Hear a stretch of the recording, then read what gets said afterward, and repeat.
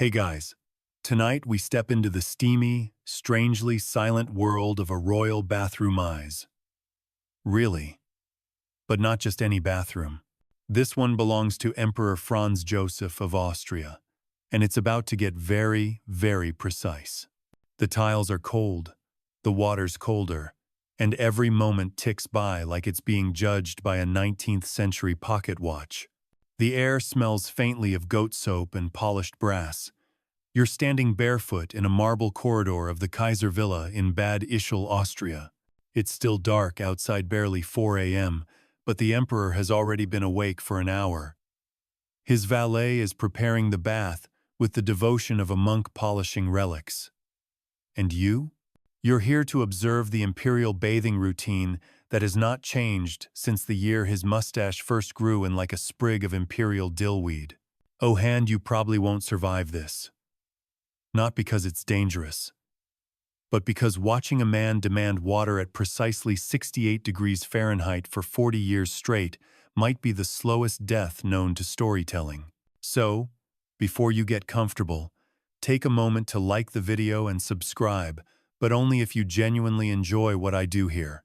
And if you're listening from some distant corner of the world, drop your location and local time in the comments. I love seeing where everyone's tuning in from.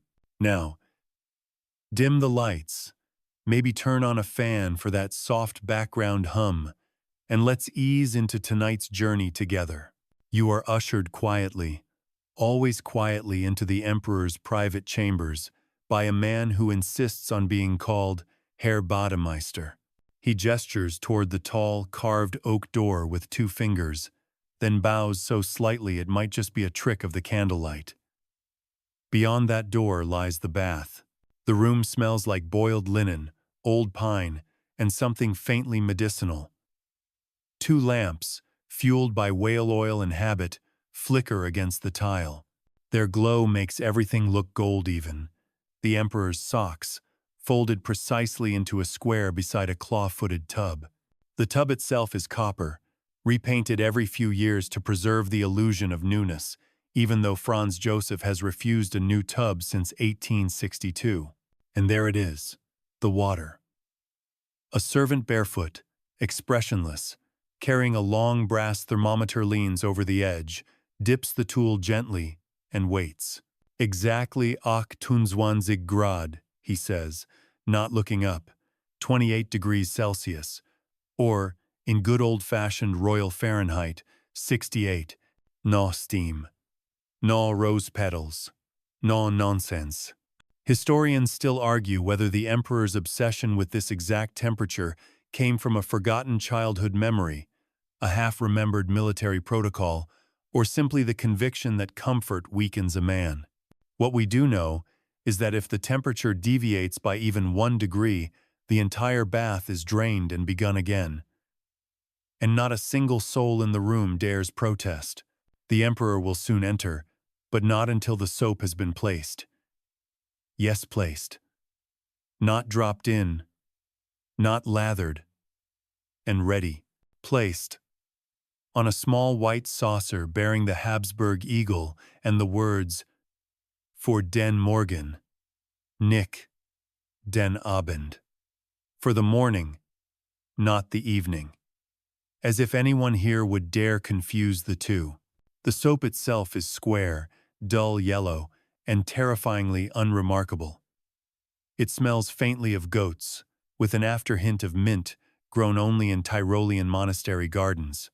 Created exclusively for the emperor, it is wrapped in a thin blue paper bearing 3 lines of instruction in neat, faded script.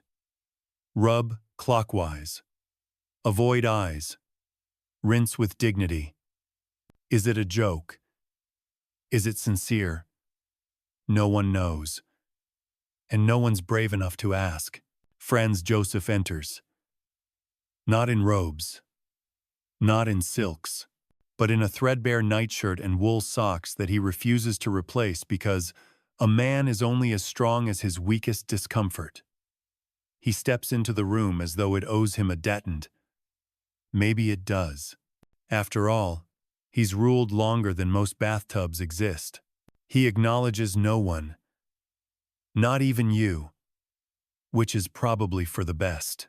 There is a ritual here, older than some countries. First, the removal of the socks, folded, not dropped.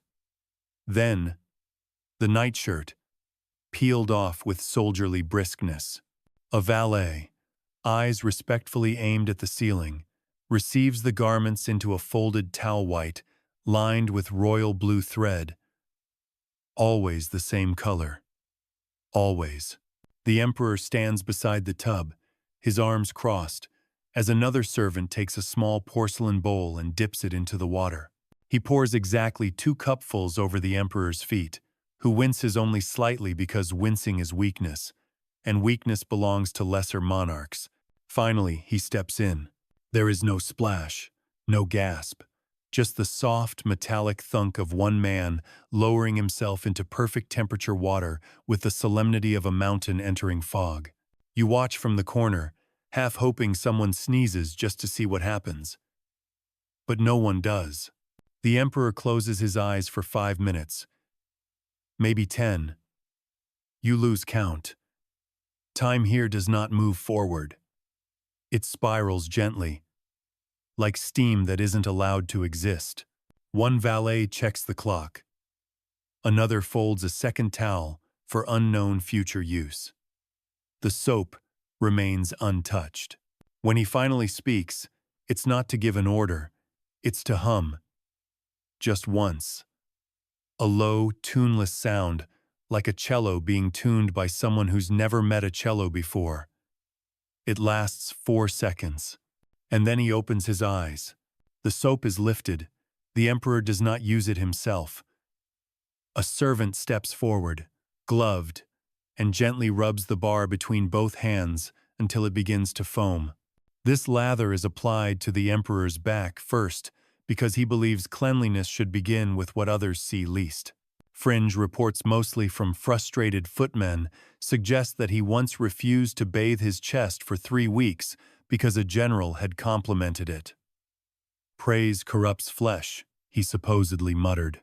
Whether true or not, it's the sort of fact historians love to argue about over weak coffee in conference halls. The rest of the routine follows its own quiet logic. Shoulders, neck, elbows, never the stomach until the bell tolls from the inner courtyard. Why? No one knows. It's just how it's done. You notice that no one speaks. Not a single word. A dropped pin would echo like cannon fire. One man coughs into a glove, then quietly exits the room in what may or may not be disgrace. The emperor lifts one eyebrow. Nothing more. Now comes the rinse. A bucket, warm slightly never hodies poured gently from shoulder to waist. The water glides down his skin like history, refusing to change course. He blinks once. You almost cheer, but you don't. And just like that, he rises. A towel, pre-warmed by proximity to a brass radiator, is draped across his shoulders. Another is wrapped around his waist. Yet, another, a third, is placed at his feet, so he never touches bare tile. This, more than anything, suggests that even emperors have their soft spots. He nods, once, and exits through a second door. A door that leads not to the world, but to the next layer of his clockwork morning. Behind him, the tub is emptied. The soap is dried, wrapped again in its script-lined paper, and stored in a drawer marked current. The used towels are folded, never laundered immediately, placed in a basket labeled his use. The room sighs. And you? You just witnessed a bath that cost more than your monthly rent to orchestrate, and somehow it felt meditative. Just wait until you meet the slippers. The door behind Franz Joseph clicks shut, soft as a yawn. And you're left in the vacuum of that bath chamber, damp, quiet, smelling of cedar and ghost soap. The silence doesn't last. Within seconds, the valets begin their movements. It's like watching a swarm of very polite bees. Towels are lifted, Water is mopped not wiped, mopped from the edges of the tub using cloths that look indistinguishable from the ones already in use, but, of course, are not. And then there's the strange moment when a servant removes the thermometer and holds it in the air, as if to let it breathe. You trail behind them as the entourage flows out of the bath chamber and into what might be the most overlooked royal space of all time. The Imperial Slipper Closet. Technically, it's a hallway. A long one. But every inch of its wall is lined with shallow cubbies, each the exact size of an adult man's foot and labeled with a number, a season, and a curious word like mild dampness or formal drafts. Welcome to Franz Joseph's personal collection of over 200 slippers. No two are quite alike, but all of them are unmistakably humble. They're made of linen or soft calf skin or wool from sheep that were apparently raised on a special grassy hillside in Salzburg. They are not bedazzled, they are not fluffy. They do not sparkle, jingle, or exude any emotion beyond, "I am a very obedient shoe." Franz Joseph believed, rather passionately, that a man's slippers should reflect his state of mind. Calm, orderly, quiet, comfortable, but never indulgent. Today is Wednesday, and that means the Emperor wears gray pair number 3, which are slightly more worn than gray pair number 4, but far less creased than the scandalously rumpled gray pair number 6, which were once nearly burned after a diplomat from Prussia stared at them too long. You watch as the chosen pair is placed, not tossed, not slid beside a velvet footstool just inside the Emperor's dressing room. The footstool, by the way, is only ever used to put on slippers. Never boots. Never shoes. That would be madness. As you wait just outside, one valet quietly murmurs a fact to another. He's worn these same ones every Wednesday since 1874, except, of course, the week of the Hungarian hiccup. You lean in, curious, but he won't elaborate. No one talks about the Hungarian hiccup. Historians still argue whether the slipper rotation system was created by the emperor himself or by a valet. So bored that he simply needed something to catalog. Either way, the records are meticulous. There's an entire journal in the Hofburg archives listing wear patterns, favored stitching, and something called emotional imprint, though that section has been water damaged beyond recovery. Suspiciously, if you ask the archivist, you move forward as the emperor returns dried, draped in a thick woolen robe the color of boiled oatmeal. A servant kneels, as reverent as a knight before a grail, and helps His Majesty slide into the slippers. No creases, no smudges, no squeaks. It's a moment of near-religious silence. And then, just as the heel settles in, Franz Joseph clears his throat. It's not a cough. It's a signal. You move. Now it's time for the hallway stroll. This isn't for exercise. This is for equilibrium. The emperor believed that walking exactly 40 paces down the corridor allowed the slippers to mold to his feet for the day's demands. On ceremonial days, it's 70 paces. On morning days, 12, followed by a sigh and a cherry lozenge. The corridor, of course, is designed to be precisely 40 paces long. At its end is a mirror. Not a fancy one, just tall enough to check posture and humble enough not to flatter. You walk behind him, silently matching his rhythm. 3 beats between each step, measured by the grandfather clock in the next room. When he turns, he nods slightly at the mirror, not to check himself, but to acknowledge that he has been observed, as one observes a comet or a particularly punctual train. And then you guessed, Ith walks back. This time, you notice the slippers have creased just slightly. There's a soft K with each step. The valets are watching closely. One makes a note on a clipboard. Left heel. Settled. Early. It will be discussed later. Probably over bland toast. Back in the dressing chamber, the emperor sits. Another footman enters with a bowl of tepid water not for bathing, but for slipper purification.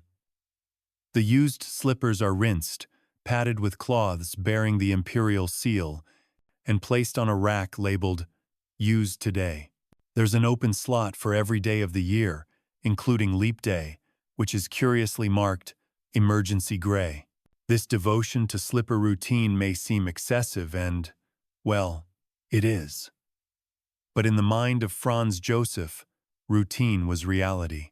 In a world where borders shifted, armies marched, and relatives kept marrying each other with alarming regularity, the slipper system offered a rare sense of predictability. The right foot always went in first. The hallway always creaked on step 27. The mirror always reflected a man who did not flinch, not even from his own reflection. Fringe scholars speculate that the emperor once delayed a meeting with the British ambassador by 15 minutes because his right slipper felt sulky. There's no written proof, but the ambassador's diary contains a single frustrated line. "I believe he is stalling over footwear." Ludicrous. By now, Franz Joseph is standing again. Dressed in his underrobe, slippers firmly in place, he prepares to receive his morning shave, another ritual in itself. But that's not today's concern. Instead, you stay with the slippers. Because there's still more. A small, gray-haired woman identified only as Frau Mathilde appears to inspect the slippers post-use. Her job is to detect wear that might not show up until days later. She's part cobbler, part mystic. Some say she whispers to the slippers. Others claim she once rejected a pair so violently they had to be burned in the courtyard. And here's the kicker. Every year on the emperor's birthday, a new pair is added to the rotation. Not gifted. Not ceremoniously presented. Just quietly slipped into the cubbies at midnight. No one sees it happen. And by dawn, Franz Joseph somehow just knows which pair is new. Once, in 1891, 2 pairs were added by accident. The emperor wore neither for 6 years, calling them ambitious but presumptive. One of them now sits in the Imperial Slipper Museum in Vienna, which is a real place.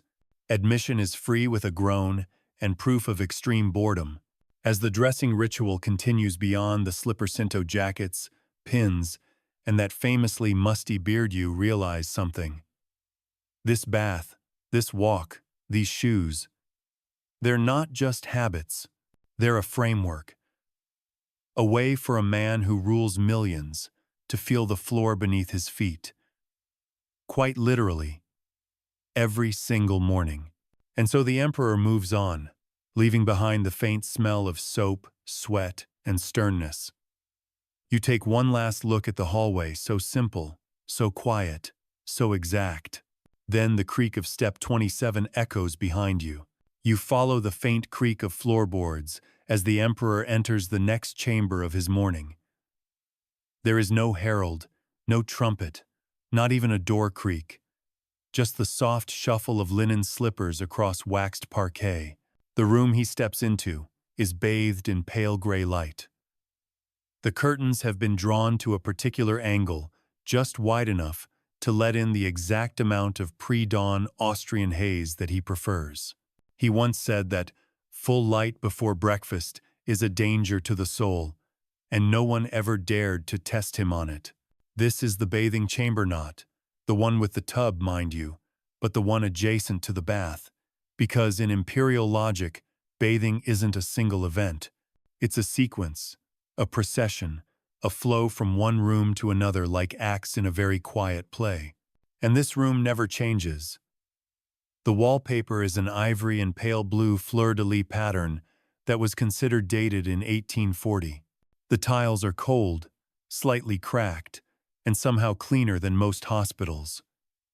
There is a single painting on the wall, a dog, possibly sleeping, possibly judging you. Historians still argue whether this dog is a royal favorite, a long-dead hunting companion, or simply a reminder of loyalty. The emperor never confirmed either way. He only once referred to it as the quiet one. Every surface gleams, not with polish, but with age. Everything here has lasted longer than most empires. The base enameled, with a chip near the rimmus, the same one used during his engagement. The wooden bench, smoothed from years of identical morning sits, is rumored to have been personally repaired by Franz Joseph during a week of imperial melancholy. You notice something odd. Despite the ornate carvings on the ceiling and the gold trim on the doorknobs, this space feels humble. Not in the peasant, suffering sort of way, but in a "this is a man's sacred little space" kind of way. Like the corners of your grandfather's garage where the tools never move, or the precise arrangement of socks in a dresser that no longer has drawers. You step lightly, careful not to scuff the floor, even though no one's looking. The emperor walks to the basin and stares into it. Not at his reflection, he's not that sentimental, but at the water. It is, as always, lukewarm. Poured by the third valet, timed to arrive 37 seconds before his entry, covered with a small square of cloth to prevent dust or dishonor from falling in. Franz Joseph doesn't rush. He never rushes, not even to wars. He removes the cloth, folds it once, twice, thrice, and places it into a small box labeled used. He then picks up the Uera, beautifully simple ceramic jug with a chip identical to the basin's sand, pours the water carefully over his hands. There's a small gasp from one of the servants. You hear it, just barely. One of the emperor's fingers slipped, he caught it, of course, but the potential for a splash was concerning. Nothing is said. He dries his hands with a towel, monogrammed not with initials, but with a single stitched pine cone, a gift from a forestry association he once funded, which, for some reason, he liked more than any other tribute. The towel has been washed 2, 1, 4, 8 times. Someone keeps count. And now, the emperor sits. The bench creaks slightly. He prefers it that way. In fact, the last time it was restabilized, he ordered the carpenter to let it talk. That's the phrase. Let it talk. You settle into the shadows and take in the strange array of objects on the side table. A nail brush, a leather strap, a bar of backup soap labeled emergency, and a small jar of petroleum jelly marked Nurbe Frostfor. Frostbite only. He hasn't used it in 27 years. A valet kneels and removes the emperor's slippers, not with flourish, but reverence. The emperor leans forward and flexes his toes 3 times, evenly spaced before placing them into the footbath waiting at his feet. This footbath is perhaps the most contested object in the imperial household.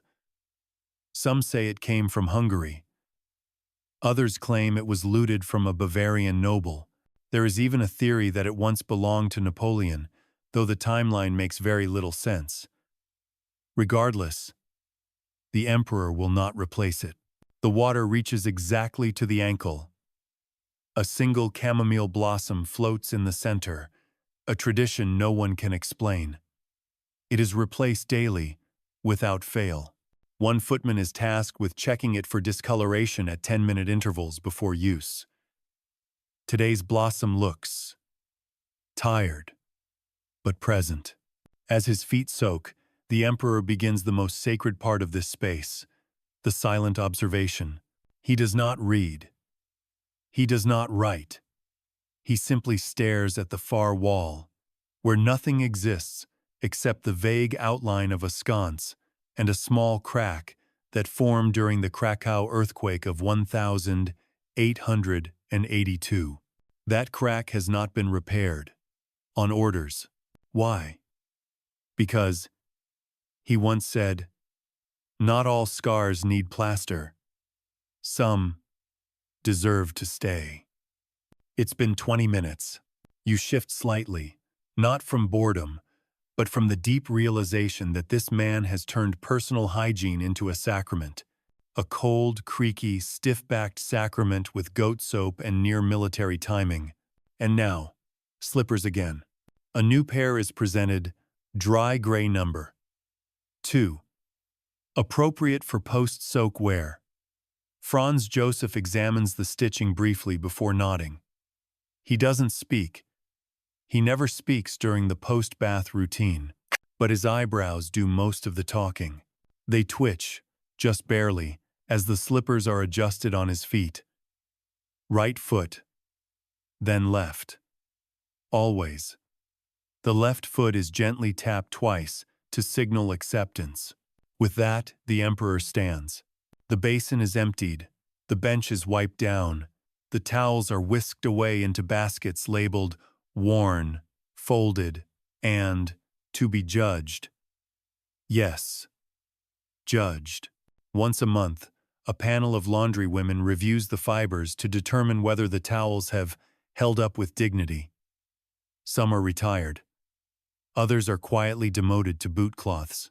It's possibleno. It's likely that you're now feeling a deep, almost inexplicable respect for this level of order. Or maybe you're just tired. That's fair. But here's a fun tidbit. One of Franz Joseph's cousins, Archduke Ludwig Victor, once mocked the bath routine by showing up in a velvet robe and declaring, "My feet demand opera." He was not invited back for 4 years.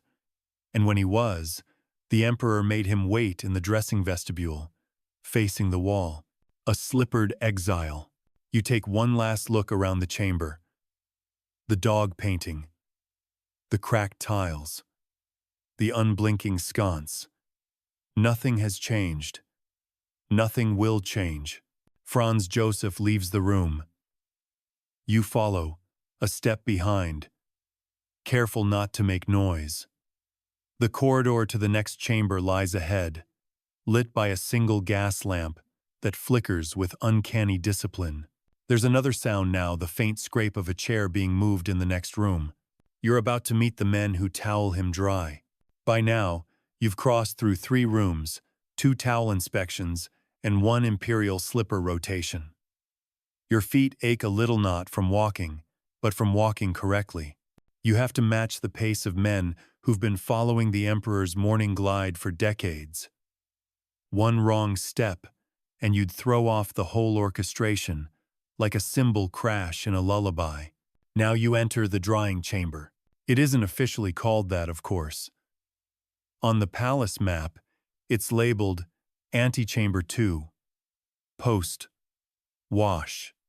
But everyone just calls it the room with the 5 towels. This is where Franz Joseph is dried. Not by accident. Not in passing. Not as an afterthought. But thoroughly, systematically, with all the reverence usually reserved for preparing relics or launching ships.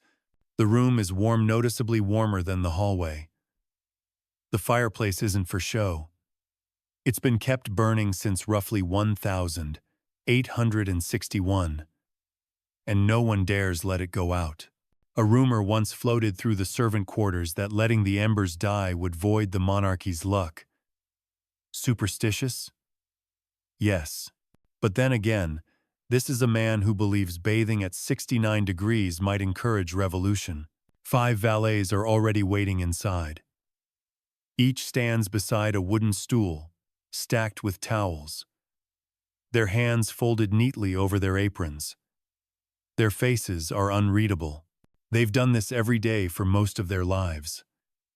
You get the sense they could perform this task blindfolded, underwater, or during an earthquake, and still get the angles right. Franz Joseph enters. And just like that, the ritual begins. First comes towel 1 called the air curtain. This towel doesn't touch him at all. Instead, it is fluffed in the air and waved gently to displace any lingering coldness from his robe's removal. The point isn't contact, it's atmosphere. You watch as the towel floats like a lazy ghost, catching the light from the fireplace. It smells faintly of lavender and starch. Once satisfied, the valet nods. The emperor steps forward. Towel 2 is the primary dryer. Large, thick, unadorned. Always cream-colored, though no one remembers why. This towel handles the bulk of the work. Shoulders, arms, torso, back, never the legs. Those have their own towel. The drying isn't rushed. It's not a scrubit's press and sweep, like buffing a statue. The valet moves in deliberate patterns, always clockwise. Historians still argue whether this tradition began with Franz Joseph or was borrowed from a Carthusian monk he once met in Milan. The emperor never confirmed. He just said, "It feels righteous." You notice something strange. The emperor's skin has that rare quality of looking both weathered and unbothered. This is a man who has lived through revolutions, betrayals, and several truly terrible haircuts, and yet his shoulder blades are smoother than your pillowcase. Towel 3 steps in now. Ah yes, the lower limb specialist. A thinner towel, slightly longer, specifically for drying calves and feet. The valet kneels. Not dramatically, just efficiently. He begins with the left foot, working upward with a flicking motion that's been described in training manuals as like polishing an apple that might yell at you. This valet is the newest of the group, only 10 years in service. He's still earning his towel stripes, but today his movements are good, measured, confident. Then towel 4. This one's the detail towel, a smaller square, soft but firm. It handles everything the others don't. Behind the ears, wrists, between the toes. Yes, there's a whole subroutine. And even under the imperial chin. This is the towel that goes where others fear to dry. And finally, towel 5. The warm towel. This one is heated slightly over the fireplace, then wrapped briefly around the emperor's back and shoulders as a finishing gesture. Not for drying. For morale. You wouldn't think a man like Franz Joseph would be sentimental, and yet this is the one part of the routine he once called the sigh. Because when that warm towel hits his skin, he actually exhales, not dramatically, but audibly.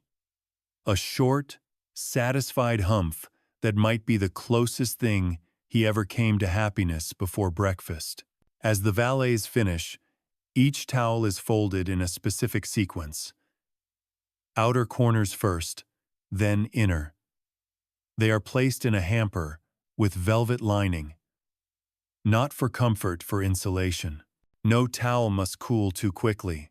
That would be undignified. Here's your quirky tidbit for the day. During a particularly humid summer in 1884, the towels were taking too long to dry. So Franz Joseph ordered the installation of a special brass drying rack connected to the furnace system. The contraption was so complex, it needed its own engineer. That engineer later wrote in his diary, "I do not understand the man, but I respect his towels." Now the emperor stands, towel-wrapped like a statue, and the valets retreat. He remains in the center of the room for exactly 3 minutes. This is called the airing. No one moves. No one speaks. You'd swear even the dust in the room holds its breath. Then, finally, he clears his throat. Not the growl that's later, but a soft clearing, like dusting off a thought. He extends his arm. A servant steps forward and hands him a robe-thick wool, brownish-gray, with the initials FJI, embroidered so subtly you have to squint. And now, you might think he's done. Oh no. Now comes the inspection. Each morning, after drying, Franz Joseph walks to the triple mirror. Yes, triple. 3 panels arranged like wings on either side of a full-length central mirror, so he can view himself from nearly every angle at once. It's not vanity, it's vigilance. He examines himself carefully: shoulders, posture, the curve of his neck, the angle of his wrists. He makes no comment. But once, in 1895, he apparently frowned at his own reflection and muttered, "Too rounded." The next day, breakfast was delayed while he did 20 minutes of silent calisthenics in the hallway. You stand beside a valet who whispers. He sees everything. Even lint trembles. One last touch. A small brush, made from horsehair and ivory, used to flick any stray dust from his shoulders. It hasn't actually collected dust in years, but it's part of the routine, and therefore it stays. This is, at last, the end of the drying phase. The towels are gone. The robe is secured. The emperor nods once more to the triple mirror, as if acknowledging a fellow general. He turns to leave the room, but not before one last glance at the fireplace. You'd swear he listens for something: a crackle, a sigh, maybe a whisper of steam from towel fibers still clinging to their purpose. He steps into the corridor. And you?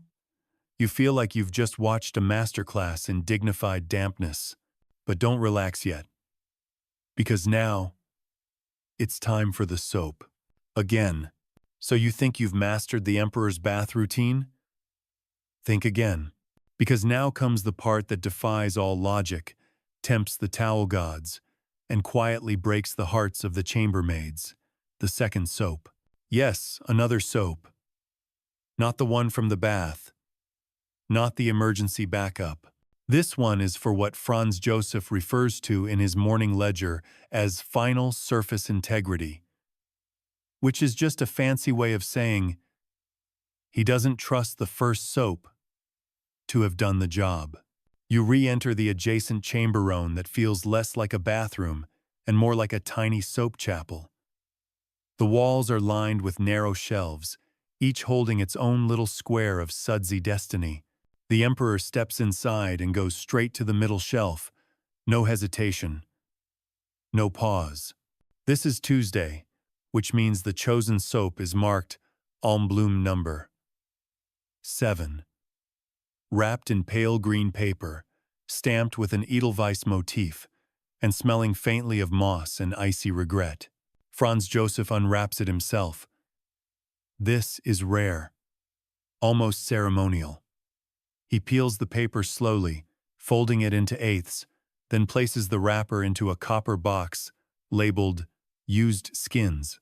You're not sure whether this is efficiency or a slow march into obsession, but either way, it's happening. The soap itself is unlike the one used in the bath.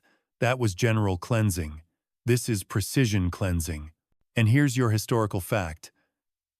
Franz Joseph commissioned no fewer than 12 different soaps, each for a different day, mood, or weather pattern.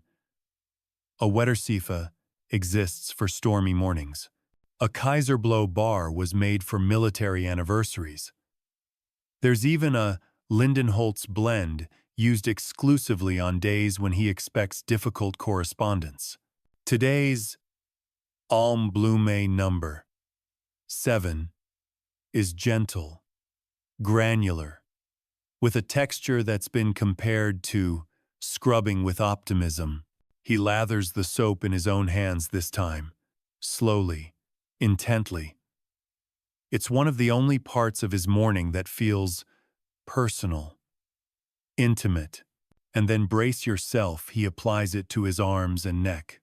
Yes, even though these areas were already soaped, rinsed, dried, and brushed earlier. Because surface integrity. Remember, this second soap phase is shorter, no more than 4 minutes. The emperor mutters a soft count under his breath-own 2, 3. In steady German cadences, he runs the bar in long ovals across his skin. There's no water involved, no rinsing. This is a dry soap, meant to be wiped, not washed off with a special cloth. And here enters the soap valet. Yes, a designated man whose entire imperial function is the handling and removal of second soap.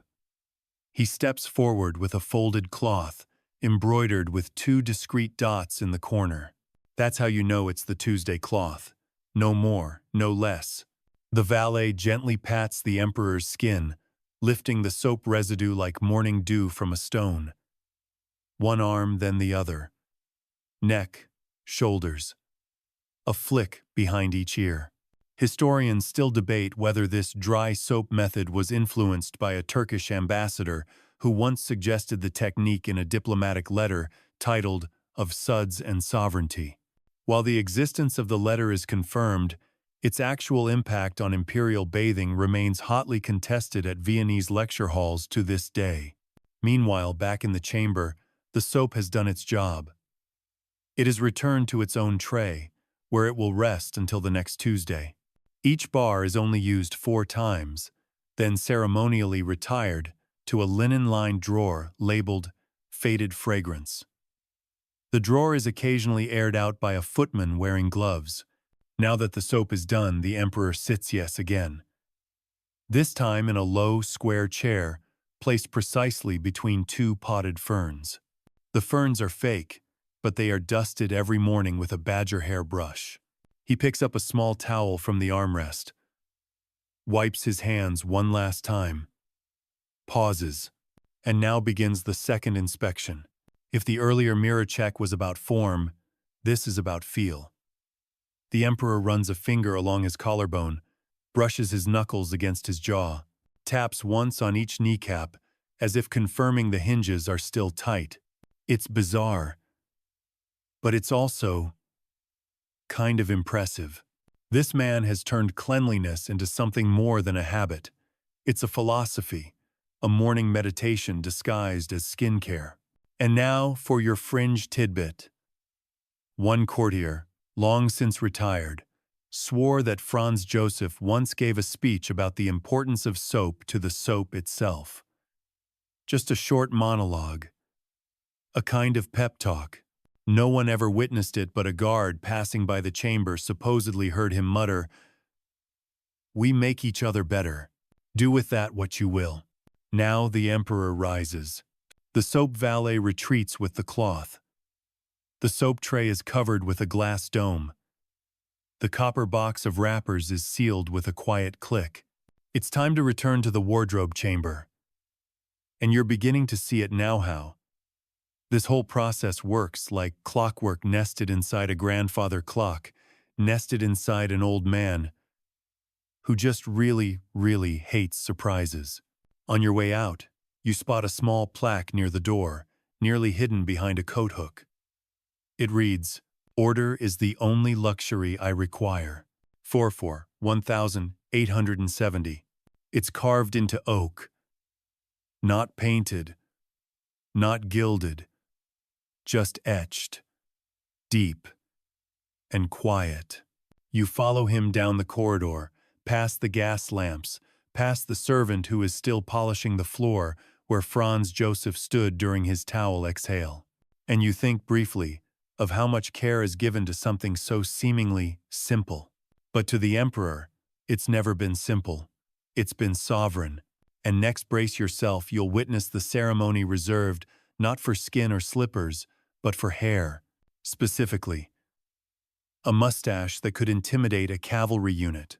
You follow Franz Joseph down another narrow corridor that somehow always smells faintly of beeswax and authority and arrive at a chamber that, at first glance, appears utterly plain. A square room. No rugs. A single chair, one mirror, a small table. And yet, this is the kingdom within the empire. The grooming chamber. The sanctuary of the imperial mustache.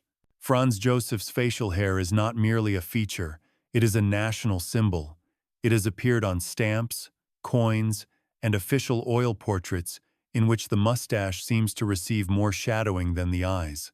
It has intimidated parliamentarians, comforted peasants, and, perhaps most importantly, demanded the loyalty of no fewer than 3 full-time attendants.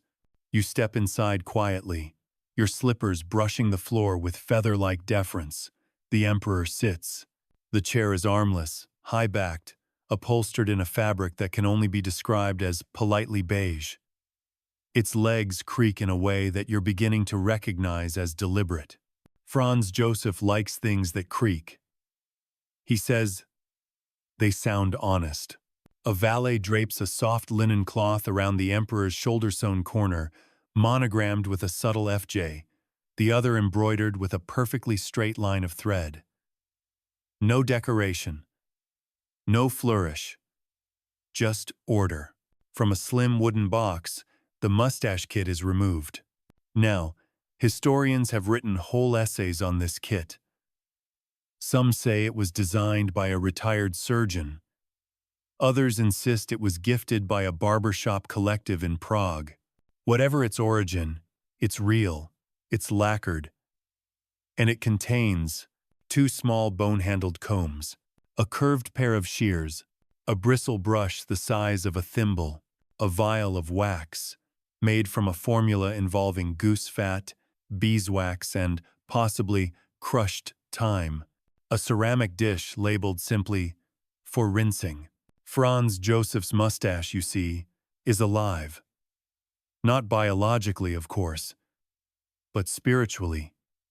It is bristly, perfectly horizontal, and extends nearly to the edges of his cheekbones. Not once in recorded history has it drooped. Not once. And that's because of this routine. The valet called the Whisker Meister, not a joke, begins by combing the mustache with the bone combs. Always from the center outward. Always in slow, symmetrical strokes. The emperor closes his eyes during this phase. It is said that he can detect a single misstroke by feel alone. Today, the strokes are good, rhythmic, mesmerizing. You begin to drift a little. The soft rasp of the comb through hair, the subtle flick-flick of bristles brushing dead skin from imperial cheeksets like ASMR for Habsburgs. Now comes the trimming phase. Franz Joseph rarely needs much taken off. His facial hair grows with obedient moderation. But even a millimeter out of line is unacceptable. The Whisker Meister takes the curved shears and snips with mathematical precision. Snip. Pause. Snip. Pause. The pauses, by the way, are regulated by a silver pocket watch resting on a stool. If you're wondering whether there's ever been a mustache emergency, oh yes. In 1877, a rogue gust of wind at a military parade caused the left wing of the mustache to lift slightly. It was described in the press as the imperial ripple. The emperor reportedly locked himself in this very chamber and did not emerge until both sides were anchored by force of will and wax. Speaking of wax, here it comes. The valet warms a dab of the golden wax between his fingertips and applies it with the tiniest brush you've ever seen. It looks more like something you'd use to paint a porcelain doll than control the facial emblem of an empire. With a careful sweep, the wax is applied. The left wing, the right wing, a final comb through, thin flourish, barely perceptible to the untrained eye, a twist at each end, just enough curl to suggest control, but not so much as to seem whimsical. Franz Joseph is not a whimsical man. He is a man whose mustache could give a speech without him present. Fringe scholars have even speculated that the mustache served as a subtle messaging tool. When curled tighter, the emperor was said to be in a grim mood. When relaxed, diplomatic. No proof exists, but court diaries often reference the tension in the tuft. After the wax is applied, the emperor performs his own final test. He exhales slowly through his nose. If the tips of the mustache flutter, the application has failed. Today, the mustache holds. Now comes the misting phase. Yes, misting. A servant steps forward with a tiny atomizera bulb of glass and brass that sprays a fine vapor of rosewater and pine, not for scent. For shape retention. 3 mists. No more. 1 to each wing. 1 to the center. The mist settles. The emperor nods. The valet withdraws. This is followed by the mirror check. Not the triple mirror this time. Just a modest hand mirror with a silver edge, held up by a glove-wearing attendant. Franz Joseph examines his reflection, not with vanity, but with the weight of a man who knows he is not merely grooming himself, he is maintaining a symbol. And here's your open debate of the day. Some historians claim that the mustache took precedence over even foreign policy, that the emperor once delayed signing a treaty because the right tip had collapsed during lunch.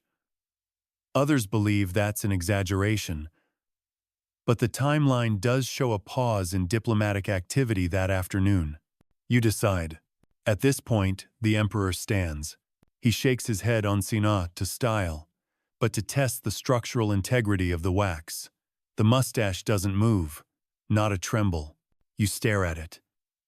Honestly, it's majestic, like a bird too disciplined to fly.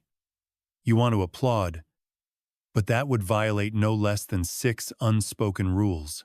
And finally, the tools are cleaned. Each item is wiped with a cloth dampened in a rosemary rinse. The combs are placed in a velvet-lined drawer. The scissors returned to their exact notch. The wax sealed. The atomizer gently turned upside down to drain. The dish emptied. Nothing is left out. Nothing left behind, except for a single trimmed hair lying on the cloth. You stare at it. It feels oddly personal, like a relic, like proof that even an emperor is, in the end, a man who sheds. A servant picks it up with tweezers, places it in a small envelope, labels it, the 12th of April, left wing, good mood. You are not sure whether to be disturbed or deeply impressed, and now the emperor moves again. The mustache leads the way. Next stop, a room where talking is forbidden, chairs are forbidden, and the greatest offense one can commit is eye contact. It's time for the silent segment of the morning. You trail behind Franz Joseph once more, feeling oddly reverent, as if his freshly waxed mustache has imparted a kind of hush upon the air itself. The hallway narrows slightly now, walls paneled in old pine, not to impress, but to contain warmth. Every step feels padded.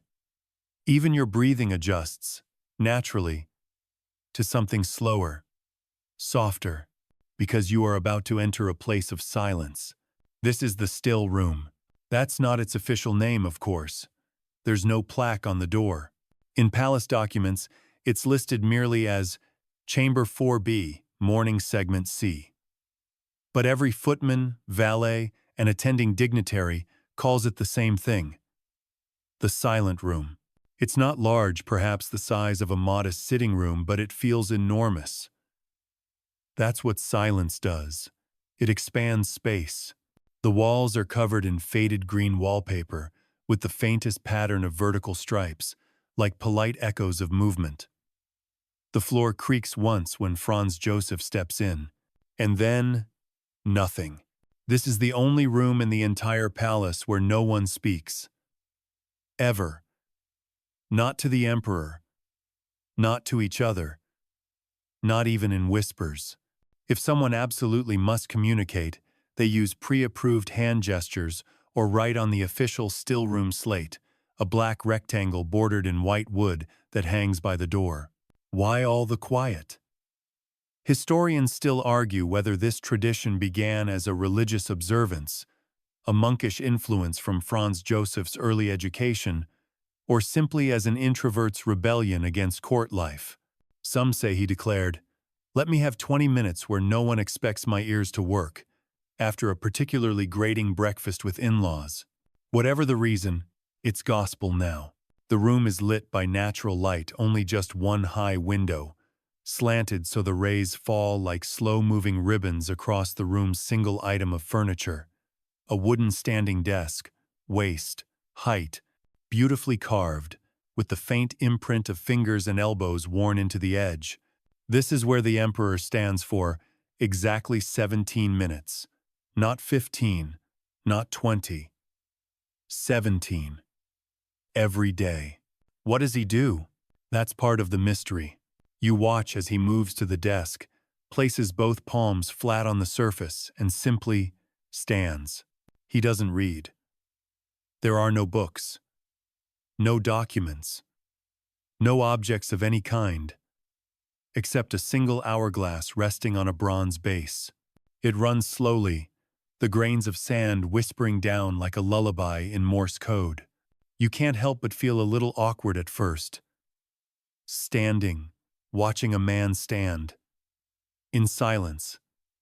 It's like attending a ceremony with no program and no music. And you're the only guest who didn't bring a chair. But after a few minutes, the strangeness fades. You notice the way the light changes on the Emperor's robe. How the mustache catches a ray of gold and glints. Just slightly. You start to hear things you didn't before the tick of the hourglass. The shift of your own foot in your slipper. A pigeon cooing from somewhere beyond the palace. This is what the Emperor hears every morning. No reports, no advisors, no bad news from the Balkans. Just the breath between expectations. He closes his eyes briefly, no more than 5 seconds, then opens them. No drama, no sighs, just stillness, practiced and perfect. According to a former valet disgraced, of course. For talking about it, the Emperor once called this moment his mind bath. A place to scrub away the noise before diplomacy returned, with its knocking shoes and oily mustache compliments. Fringe sources even claim that in this room, once a month, the Emperor allowed himself to think a non-imperial thought. Something personal. A memory, perhaps. A small regret. A forbidden craving for apricot jam. We may never know. A servant enters now. No eye contact, no footsteps louder than a sigh. He carries a folded cloth and a tiny glass of spring water. These are placed beside the Emperor with the choreography of someone trained not to exist. The Emperor nods barely and picks up the water. He drinks slowly. 4 sips. Never 3. Never 5. He then takes the cloth and wipes his hands, as though cleansing even the act of thinking. The hourglass finishes. He turns it upside down. He always does this himself and steps back. You catch a glimpse of something as he does. A notch in the desk's wood, right where the edge of the hourglass base sits. It's worn there, over decades. A physical echo of repetition. The Emperor walks toward the door, and just when you think this routine couldn't get any more peculiar, he stops. Not for drama. For alignment. There is a narrow rectangle of sunlight on the floor. Every morning, he makes sure his left foot lands in the center of it before he exits. Not because it's lucky, but because, in his words, that's where the day begins. If clouds obscure the sun and no beam appears, he waits. Up to 7 minutes. The day must begin in that square. Today, the light is there. Barely. But it's there. He steps into it, then exits. You follow, stepping around the light square out of instinct. Back in the corridor, sound returns slowly, like fog rolling in reverse. The hush fades. A servant clears his throat. A boot clicks. The world resumes. And the Emperor, now fully cleansed externally and internally, moves on to his next stop. It's time for a face you've never seen and probably shouldn't make eye contact with. The man who soaps the soap. Yes, really. You're not entirely sure what to expect from someone known in the palace only as the man who soaps the soap. The phrase sounds like the beginning of a joke or a riddle, whispered by sleep-deprived butlers. But here, in the winding bowels of the Kaiser Villa's morning machinery, it's a real title, assigned with real duties, and carried out with the intensity of someone who once took a vow of loyalty to lather. You follow Franz Joseph into a smaller, darker chamber, almost a utility closet in size, though no less choreographed in its sacred minimalism. The walls are stone here, not wood. Cold, slightly damp. This room isn't for ceremony, it's for preparation. In the corner stands a squat, aging man with silver spectacles and the posture of someone who has bent over trays of soap longer than most people stay married. He doesn't bow. He doesn't speak. He merely nods at the emperor and continues his task.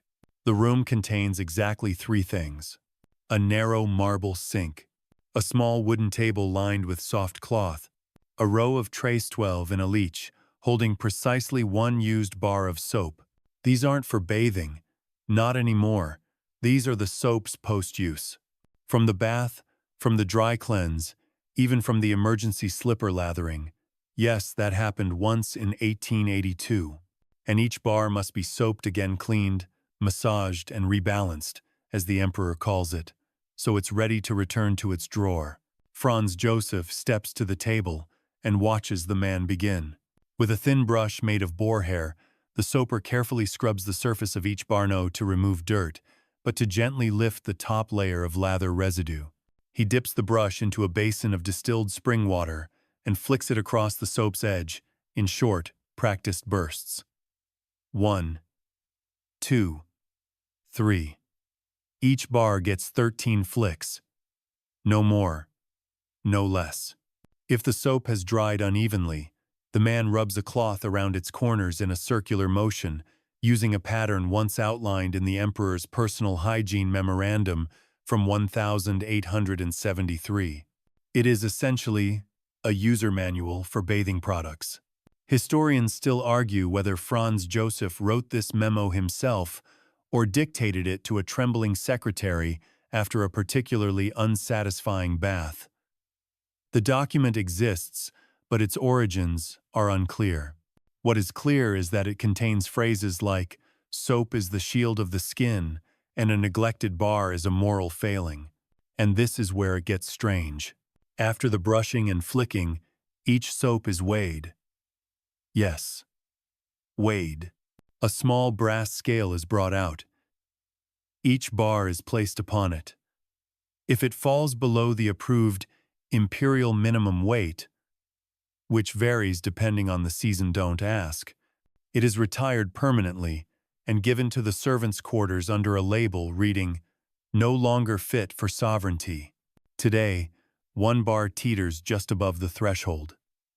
The soaper squints at it, narrows his eyes, and gives a nearly invisible shrug. It will live another day. Now, why does any of this matter? Because Franz Joseph believes that anything used by the emperor must be kept in a state of dignity even after use.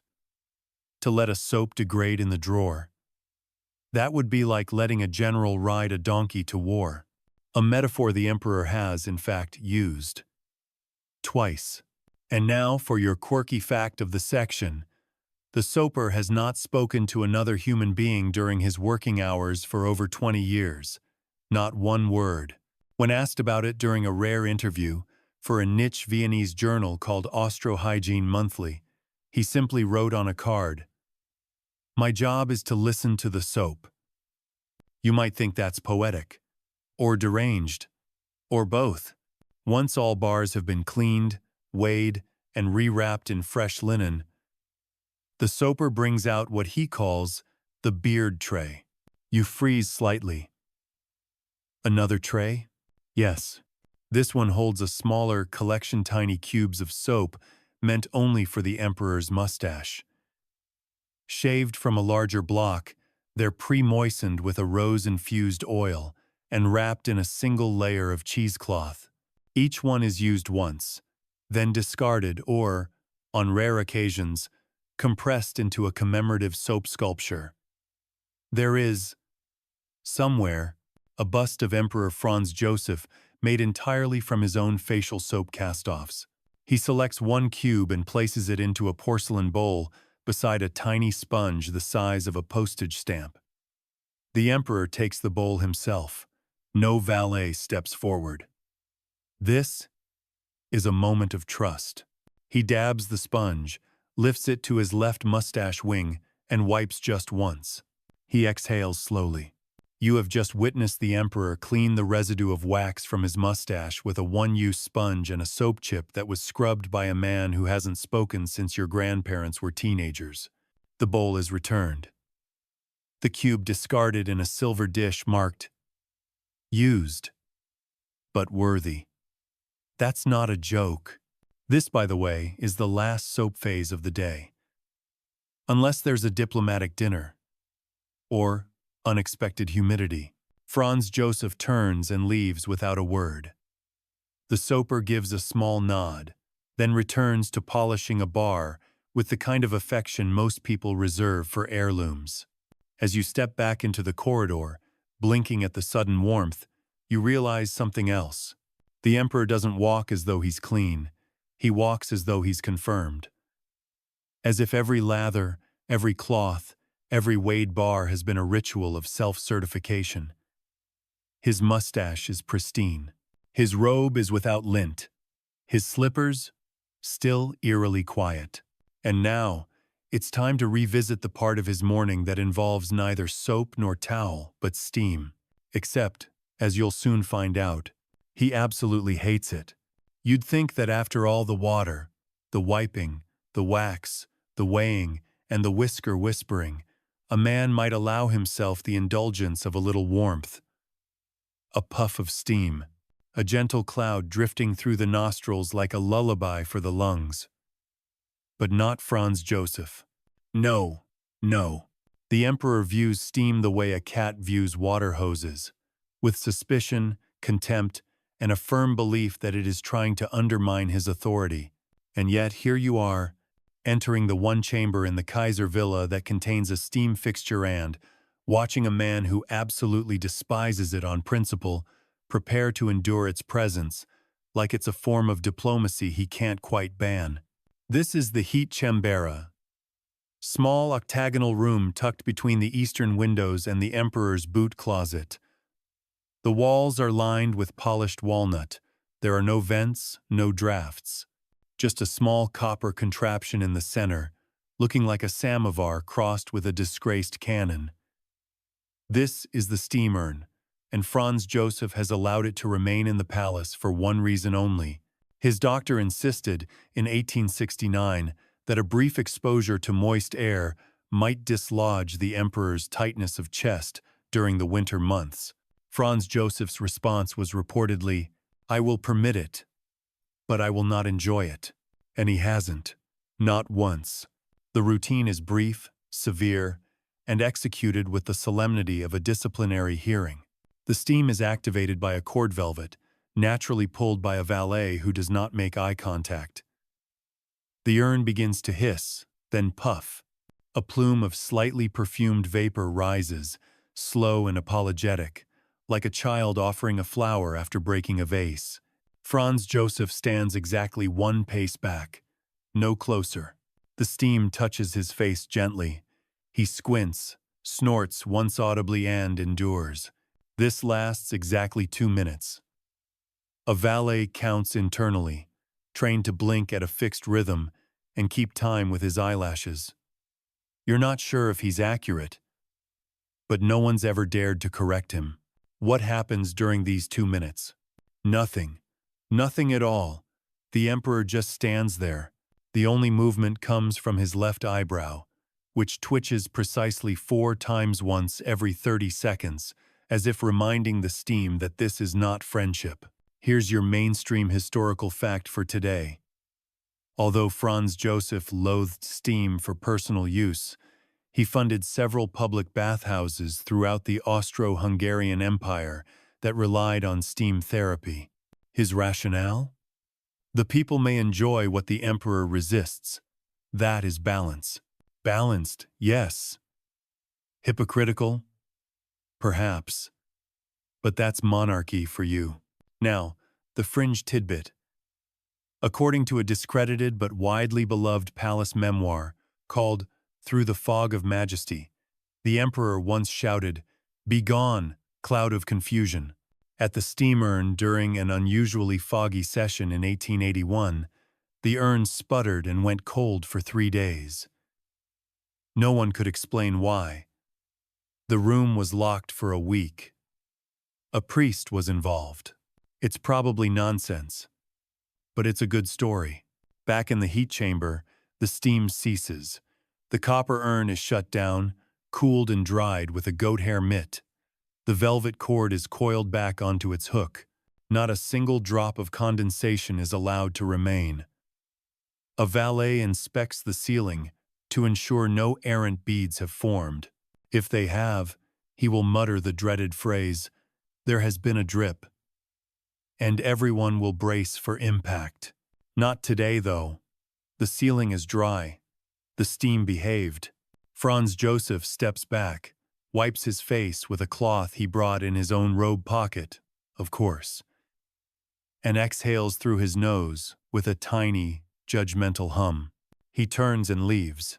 You follow naturally, and a footman behind you opens the window in the heat chamber to release the shame, as one servant jokes when no one important is listening. In the corridor, you feel the difference immediately. The air is sharper, clearer, and less dramatic. You can almost hear the emperor's soul mutter, "Thank heavens that's over." Where is he headed now? To something far less humid, but somehow even more ritualistic. The mustache, tending annex. Yes, again, because you see, steam even 2 minutes of itha has been known to soften the outer whiskers. And that, dear listener, is unacceptable. You've barely had time to shake the damp from your thoughts when Franz Joseph makes a sharp turn down a shorter corridor, lined with tall wainscoting and a lingering smell of wood polish, and enters a room that looks, at first glance, like the set of a doll-maker's workshop. Small brushes, velvet cloths, a delicate lamp, and a single high-back stool under a hanging gaslight. This, naturally, is the mustache-tending annex. Yes, annex. As in, not the same room where the mustache was initially waxed, sculpted, and misted. That was the primary grooming chamber. This is the follow-up, the damage control, the recalibration zone for when outside forces such as Steamhave dared to soften the emperor's facial fortress. The emperor steps into the annex without a word. The room's keeper, an older man with extraordinarily straight posture and a comb tucked behind one ear, bows just slightly. This is Bartholomeus, also known behind closed doors as the second groomer. A title he takes more seriously than most men take marriage. Bartholomeus gestures to the stool with 2 fingers. The emperor sits. The room falls into a hush so deep you can hear the ticking of a nearby oil timer used to measure application phases. Not minutes. Phases. Let's break this down. Franz Joseph's mustache is a construction of 4 zones. Left wing, right wing, core shelf, directly above the lip, upper sweep, the bit that climbs toward the cheek. After steam, even brief exposure, the wax may relax. That's the term used here. Relaxation is, of course, viewed as an entirely negative outcome in this context. A relaxed emperor's mustache is a soft empire. No one wants that. So now comes the inspection phase. Bartholomeus, using a slim glass lens attached to a brass handle, leans forward and examines the mustache with microscopic scrutiny. He breathes only through his nose, a trick learned during years of incense-heavy ceremonies. With a gentle flick of his wrist, he lifts each wing, makes a small clucking sound. This is purely diagnostic, and then begins the recovery phase. You sit back and observe as he takes out what appears to be a miniature harp case and opens it to reveal the 6 instruments of stiffness. The double-toothed brush, goose-bone handle, the oil applicator, with thyme-infused oil base, the tightening wand, the blotter square, the dry heat pincher, and finally, the alignment stick, carved from antler, no larger than a popsicle stick. Each tool is used in precisely the order listed. Any deviation would, presumably, cause international instability. Here's a fun historical fact. According to grooming logs from the Imperial Archive, yes, those exist, this very toolkit was duplicated 5 times and hidden in various European cities in case the emperor were ever forced into exile and needed to restore facial order abroad. No one knows where the duplicates are now, but some say one rests inside the Vatican archives, another perhaps in the basement of a Swiss post office. Back to Bartholomeus. He begins with the double-toothed brush, running it once across the core shelf. Franz Joseph's eyes do not blink. His hands remain folded in his lap. This is muscle memory, trust, and sleep-deprived discipline, all braided into a single grooming ritual. Next comes the oil applicator. Bartholomeus squeezes exactly 3 drops of oil onto the bristles of the tiny brush. The oil itself smells like pine and faint regret. It is applied with swift, delicate zigzags across the upper sweep. Then the tightening wand is passed through both wings light pressure, like dragging a needle across silk. This tightens the hair alignment and reintroduces what Bartholomeus calls structural dignity. You're not supposed to laugh, but structural dignity applied to facial hair is oddly moving. The blotter, square soft felt, warmed slightly under a candlice pressed briefly beneath the left wing. A hiss of evaporated oil rises. This is a good sign. Then, the most terrifying of the tools. The dry heat pincher. Tiny brass pincers, preheated over a lamp, clamped for 1 second to either tip of the mustache. It hurts, allegedly. But Franz Joseph doesn't flinch. Not even a flicker. He once said it was his daily lesson in resilience. And possibly a small act of revenge against steam. Fringe accounts suggest he had a dream once of losing his mustache entirely. He woke, sweating, demanded a full mirror check, and ordered his valet to fortify the sides. That day, he wore extra wax. Back in the annex, we've reached the alignment stick. This is placed gently beneath the entire mustache, lifted just slightly, then held for 5 seconds. You count 1, 2, 3, 4, 5, and then Bartholomeus withdraws. The emperor stands. No mirror needed this time. The mustache is correct. He knows it the way a soldier knows if a sword is sharp. As he leaves the room, Bartholomeus steps aside, bows not to the emperor, but subtly to the mustache. This is, he believes, the true throne. You follow, of course, and the emperor's footsteps seem to echo with a little more precision now. Maybe it's the alignment. Maybe it's the pinching. Either way, his presence is sharpened. Now, Franz Joseph heads to the one place where no man dares approach with scissors or soap. His writing nook. Yes, even emperors must eventually sit down and push paper. But naturally, he does it. From the bath, you walk behind Franz Joseph as he returns, astonishingly, to the original bath chamber. Yes, the very same room you entered hours ago, when the soap was placed like a diplomatic offering on its porcelain plate, and the emperor slid into a copper tub with the silent grace of a man who's been rinsing off history since the mid-1800s. But this time, there's no water. No steam, no towel brigade. The tub is dry. The air is cooler now. The sun is up, but dimmed by thick curtains. This is not a room for cleansing anymore. This is a command center. The emperor is about to write his first orders of the day. From the bath, Not in the bath, at least not how we mortals would define it. No. This is more like bathtub administration. And to the emperor, it makes perfect sense. He claims the seated incline of the tub invites sober thought, that its copper walls amplify clarity, that the memory of cool water reminds the hand to stay efficient. And so, every morning after the wax, the soap, the silence, and the second soap, Franz Joseph dons his robe once more, steps into the empty tub, and takes up his writing board. The board is oval, lacquered, and rests comfortably across the rim of the bath. It's padded underneath, smooth from decades of service, and marked with 4 brass corners so the emperor's stationery doesn't shift as he writes. Beside him, resting on a stool of equal age, is a small tray holding a stack of imperial note cards, a silver ink pot, sealed with wax when not in use, 3 quills, arranged from firm to soft, a glass of lukewarm mineral water, a second glass, for ink dilution, never confused. He selects the middle quill. He always starts with the middle and begins.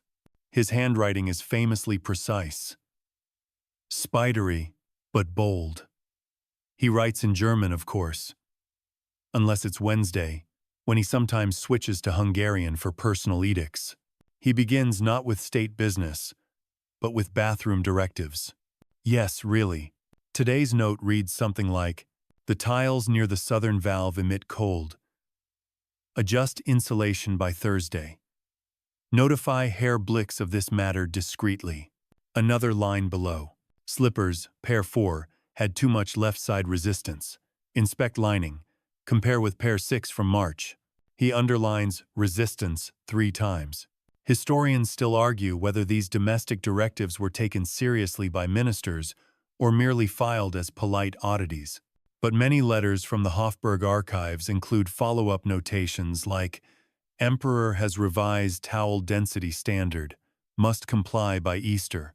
After these bath-centric memos, Franz Joseph moves to military orders, diplomatic replies, and occasionally, personal letters, although these are rare. He believed sentiment slowed ink. You watch his hand move with deliberate force, like someone trimming hedges rather than crafting sentences. Every stroke has purpose. Every period lands like a gavel. He dips his quill often, shaking off excess ink with a practiced flick over a tiny blotter that looks suspiciously like the emperor himself in felt form. No one acknowledges this resemblance. And now, here's your quirky tidbit. Franz Joseph once wrote an entire speech from the bath. In 1882, while recovering from what was officially described as a chilling of the spine, he dictated a full 10-paragraph address to the Hungarian parliament. The only issue? He refused to leave the tub. So a court stenographer had to stand 2 feet away from the porcelain, averting his eyes and transcribing from memory. The final speech was delivered 3 days later, with several wet spots still visible on the paper. Back in the present, the emperor sips from the water glass. Never gulps, always sips. He scratches one note out entirely and starts over. It seems that the ink had smeared, slightly, from condensation along the board's edge. He frowns, but only briefly. Then blots. Corrects. Continues. The bath remains perfectly still. The silence here is different from the still room. That was contemplative. This is operational. The kind of hush that envelops a man who carries the weight of 5 nations and refuses to use a fountain pen. Time pass. Servants outside the chamber begin preparing his outer uniform boots brushed, buttons counted, spats, yes, spats, inspected for unacceptable creases. But they dare not enter, not while he writes from the tub. You catch a glimpse of one particular note card. It reads, "Remind Archduke Karl that punctuality is a form of affection." You smile a little. You didn't expect him to be funny. But then, This whole morning has been one long revelation in contradictions. He's stern but whimsical, disciplined but oddly tender about floorboard creaks. He bathes with more strategy than some men apply to wars. And now, here he is, ruling from a tub that hasn't held water in hours. He finishes the final card, dips the quill, caps the ink, lays the board aside, exhales, and then stands. That's the signal. Two valets enter immediately, not a second too soon, lifting the note cards with linen gloves and storing them in a cedar box that will be couriered across the palace like sacred scrolls. Franz Joseph steps out of the tub. A clean robe is offered. He doesn't take it. Not yet. Because there is one last act before the day can officially begin. He walks barefoot to the far corner of the room, where a single curtain hangs from the ceiling. He pulls it aside to reveal a mirror. Behind the mirror? Nothing. Just wall. He looks into it. Not at his reflection, but through it. It's called the mirror of the unwritten day. And no one, not even the valets, knows why he stares at it. But every morning, after his letters, he stands before it for exactly 1 minute, as if confronting the day that hasn't yet arrived. Fringe lore says he once whispered to it, "Don't lie to me." He never tells anyone what he sees, but when he turns back, his face has changed. Not much. Just a little more stillness. A little more certainty. The robe goes on. The valets retreat. And the emperor moves on. To breakfast? Not yet. First, he must choose a curtain opening percentage that matches his mood. And yes, you're about to learn what exactly 18% open means. You'd think the hard part of the morning is over. The man has bathed, dried, combed, waxed, written memos in a bathtub, and stared into a mirror like it owed him money. Surely now it's time for eggs. Not quite. Now it's time for curtain mathematics. You follow Franz Joseph as he re-enters his private Salona sun-drenched sitting room filled with velvet chairs, heavy damask drapes, and the unmistakable scent of polished ambition. The room isn't large, but it feels vast, thanks to the oversized windows on the eastern wall. There are 4 of them, stretching nearly floor to ceiling, each framed by curtains so thick they could be used to extinguish fires or stage a last-minute royal play. The light pours in but only when allowed. And allowing it? That's a science. No, wait, it's a religion. Franz Joseph steps to the center of the room, eyes fixed on the curtains. A valet stands to the side, holding a small brass instrument that looks like a cross between a compass, a sextant, and a butter knife. This is the drape gauge, and it's used to measure curtain openness. Because the emperor, you see, insists that the curtains be open to exactly 18% every morning. Not 20. Not 17.5. 18. A precise slice of daylight he considers the optimum balance between clarity and humility. According to imperial records, he came to this conclusion after a lengthy self-experiment in 1872. For 6 weeks, he adjusted the curtains by single-degree increments, taking notes on mood, posture, and even handwriting legibility. The results were charted, analyzed, and sealed in an envelope labeled Visual Enlightenment. Private. You're watching a man live out the statistical apex of his own neurosis. The curtain valet now gets to work. He kneels beside the leftmost window and gently unhooks the heavy gold tieback. The fabric releases with a soft woof, like an obedient cape. Using the drape gauge, he lifts the hem, angles the fabric, and measures the opening in relation to the window width, sun angle, and the anticipated cloud cover for the next hour. Yes, cloud cover is factored in. The palace meteorologist submits his curtain index report by 5 a.m. daily. After measuring once, the valet adjusts slightly, then steps back. He glances at the emperor, who's watching not impatiently, but intensely, like a man observing the final touches on a cathedral arch. Finally, Franz Joseph speaks for the first time in over 30 minutes. Zwei Finger mehr. 2 fingers more. The valet nods, adjusts the curtain opening by the width of 2 imperial fingers, rechecks with the gauge, and steps back again.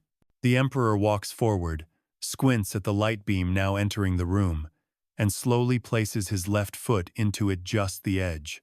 He waits, then steps back. He nods. It is correct. This ritual, bizarre as it may sound, has survived revolutions, invasions, and more than a dozen prime ministers. No one dares alter it.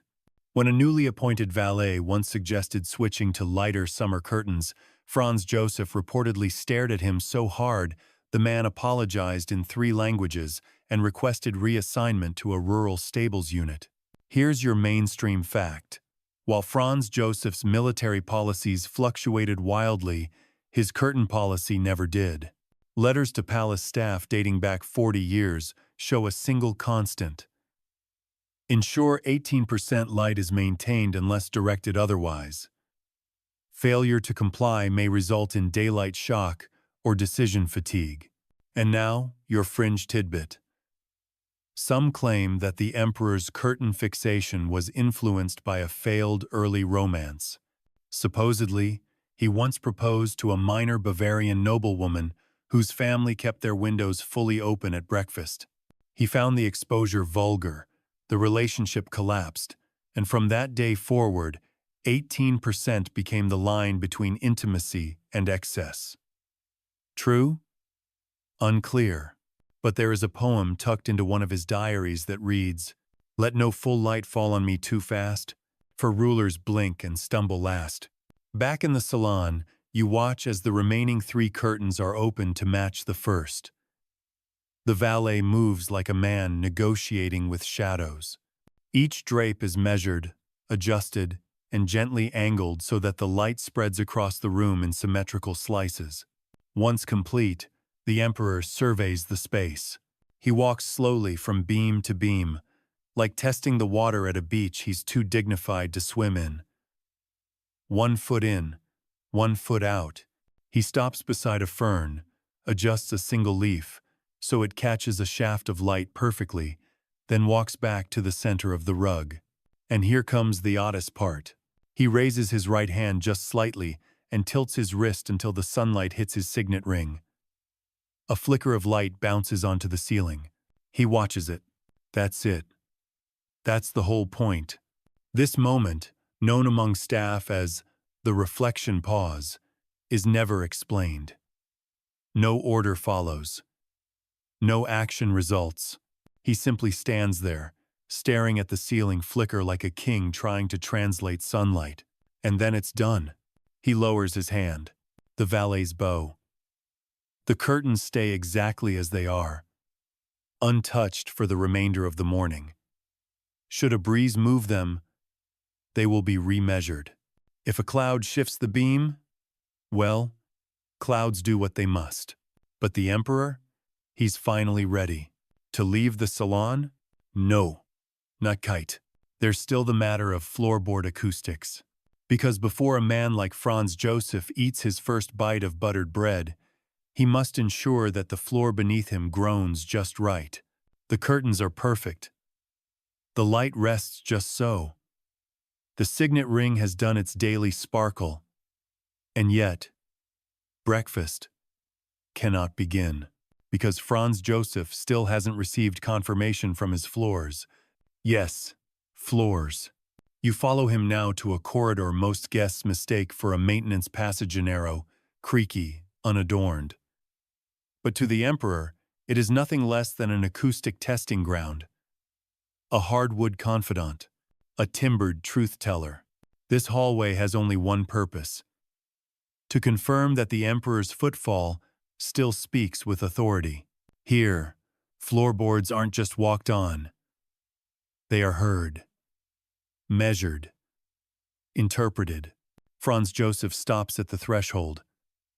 His valet, already waiting with a slim notepad and a small tuning fork. Yes, really, bows slightly.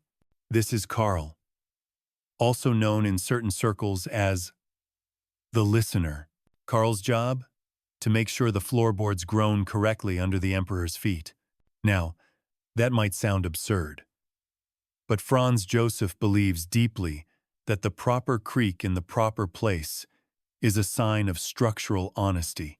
A silent floor is a dishonest floor, he once declared at breakfast, after nearly slipping on a newly waxed plank. If the wood does not protest your presence, you have not yet arrived. This hallway, 24 feet long, built of aging Tyrolean spruce, grown the same exact way since 1867. Any deviation from the traditional tone is logged, reviewed, and occasionally punished, usually with stern glances and the reassignment of an apprentice to laundry duty. And so, the ritual begins. Franz Joseph lifts his right foot and steps forward. Step 1. Creak. Karl's eyes close. He hums softly, matching the pitch. F sharp. He whispers. Correct. Step 2. Kriku. F sharp. Slight drop. Acceptable warp. Due to weather. Noted. Step 3. Coh enank. Karl frowns. This is not the usual sound. He taps the floor with his knuckle, then with the handle of his tuning fork. The Emperor pauses. Not impatient. Just listening. Karl clears his throat and mutters the worst thing a valet in this job can say. We may have a flattening. A flattening. The horror. The Emperor says nothing. Instead, he crouches slightly, robe rustling, and presses his fingertips to the plank. Silence. Then, a whisper, this board was replaced. Karl nods sheepishly. Yes, Majesty. In February. There was a seepage. Franz Joseph nods slowly. He is not angry.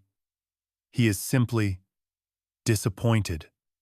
Which, for this Emperor, is like lightning contained in a tea kettle.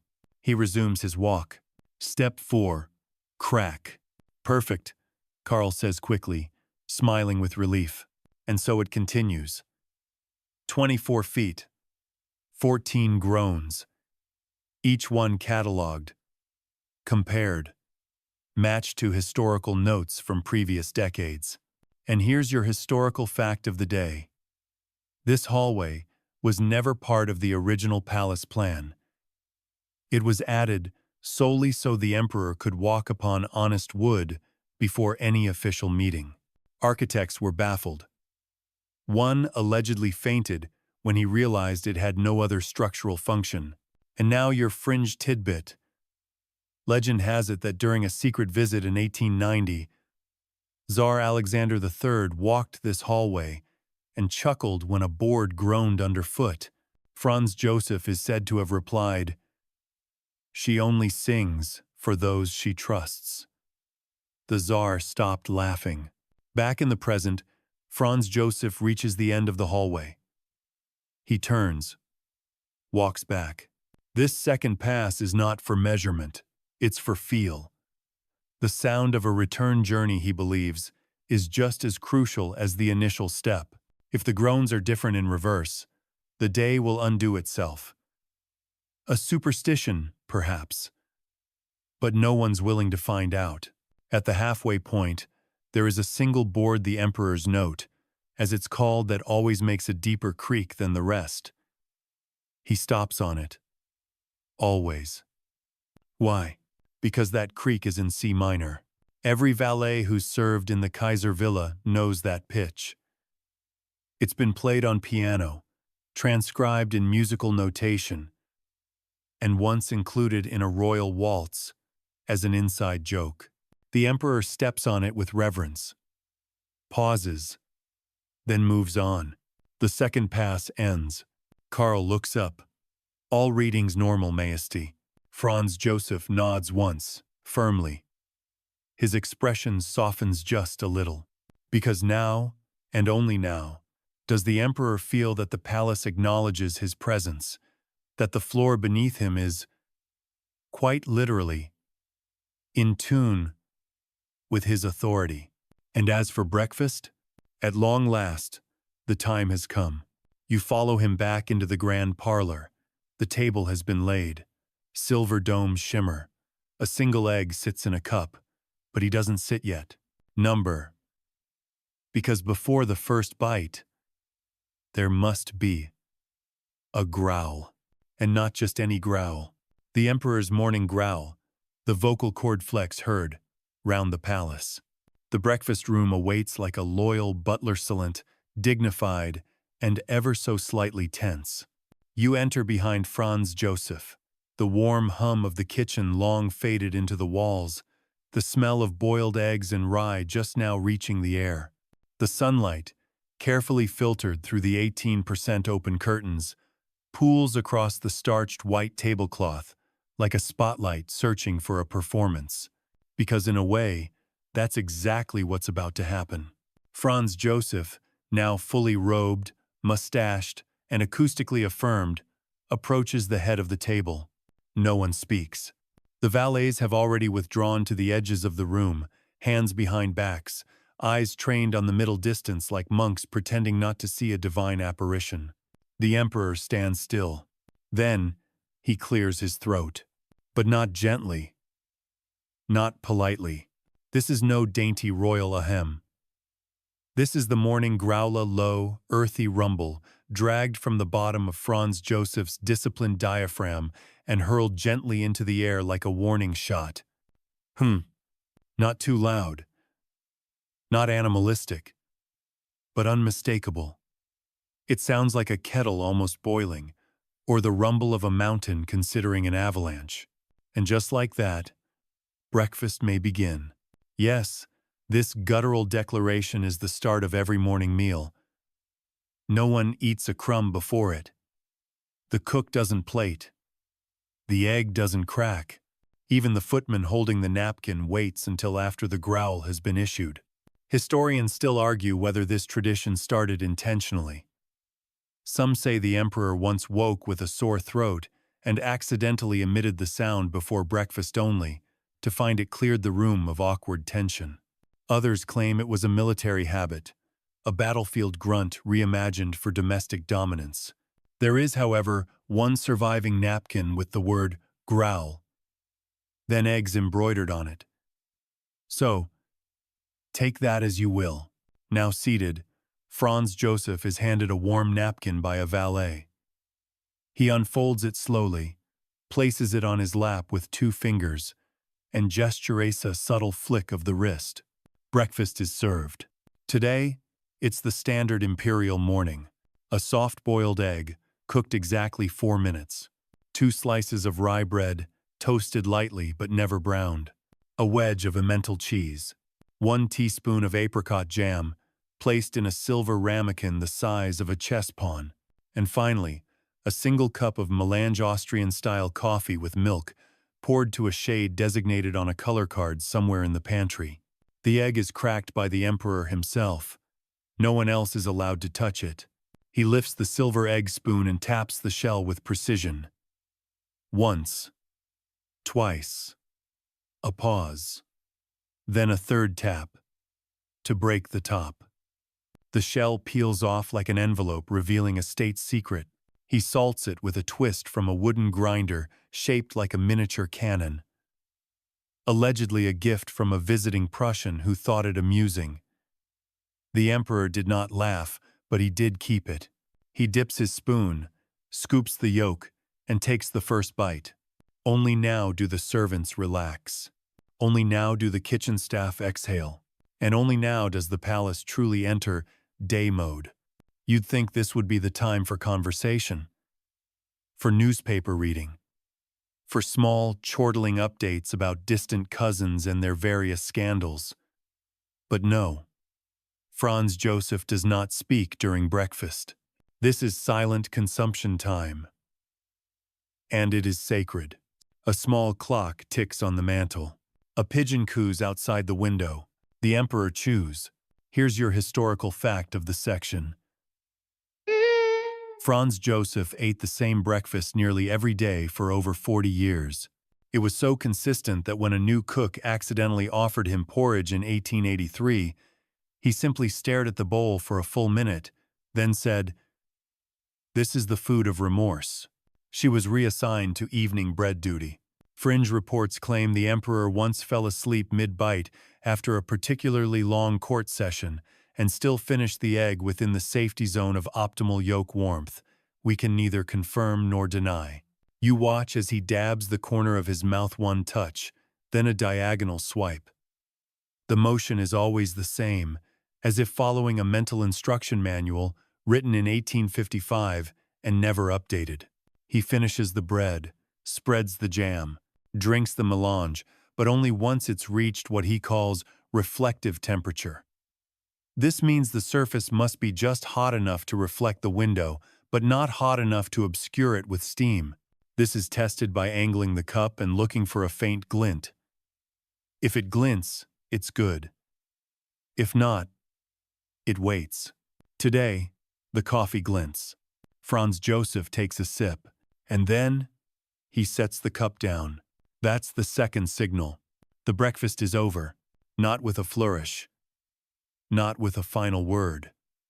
Just a glance toward the window, and a brief scratch of his mustache. He stands. The napkin is folded into a soft square and handed to Carl, who tucks it away like it's a royal decree.